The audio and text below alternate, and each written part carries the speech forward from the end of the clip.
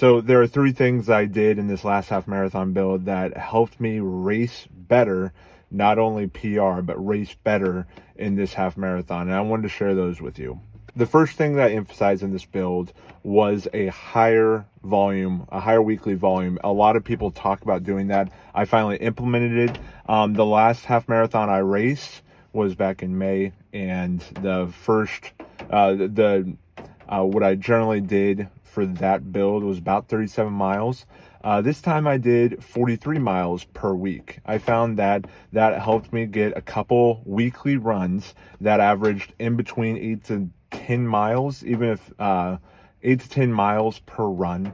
And that allowed me to just get used to running the half marathon distance, even if that was 3 to 5 miles shy of the half marathon distance. It still helped my body just get used to being on course for that hour 20, hour 30 minutes. And then really once you get to that hour 30-minute mark, that puts you around mile 10 or 11. And anyone can run 2 miles if they've been trained properly for it. And so really I wanted to position myself to get to that 11, that 10-mile marker, and be able to still make decisions to push fast. I wanted to be able to burn another match, as it were, to have something left in my tank. So that's something I did. I focused a lot of time on. I had actually thought of racing a half marathon at the end of September. I realized I wasn't ready for that, so I decided to go for the Halloween Hustle, which was October 26th, instead of a race I was looking at around September 24th. The second thing that I focused on was intervals. The thing that I like to call the work a surge workout, because you would run in your normal pace and then kick it up for about a tenth of a mile to a quarter of a mile. And for me, that kick up would be around 6 to 6:30 minute per mile pace, and then I would taper off after that, recover, do it again.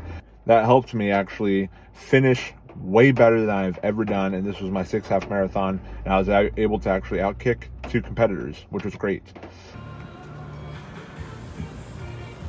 And we got a few people coming in right now. It's a race to the finish, and it is Samuel Riley. So the third thing that I did was a pickup. I started incorporating pickups in the middle of my training, in the middle of my long runs.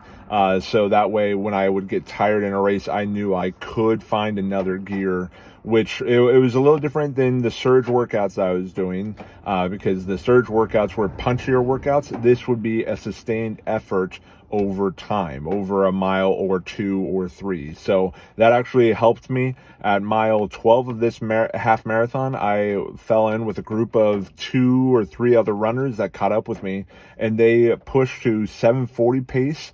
My goal pace was 8 minutes per mile, but I figured if I could just run behind them, I'd be able to go much faster than when I'm just running on my own. And that's something that I was able to do with Josiah Anderson, a good friend of mine. We ran from Moscow to Pullman and back. We did a 5-mile push, which at 8 minute per mile pace. And then the 5th mile had us going at 7:30 pace. He just got in front of me and paced me. He's a really gifted runner. He works really hard, and he was kind enough to pace me, being a much faster runner than myself. And I found that I was really prepared for that situation. This actually resulted in me PRing by more than 5 minutes, I believe. My last half marathon I raced, I set my then PR, which was an hour and 49 minutes and 30 seconds. And now I was able to set my PR, which is just under an hour and 43 minutes. So I hope that was helpful. Really, to sum it up, the 3 tips are overall volume. The more you run, the better in shape you're going to be. It's pretty basic, but I finally implemented it, and that really helped. The second one was doing interval training or surge workouts, which just helps you focus on your punchier speed. And the third and final one was doing pickups, longer sustained efforts at faster than race pace, so that way you'd be able to go with your competitors. Anyway, I hope you found this helpful. If you did, feel free to follow along, and I'm looking forward to sharing more of my running journey.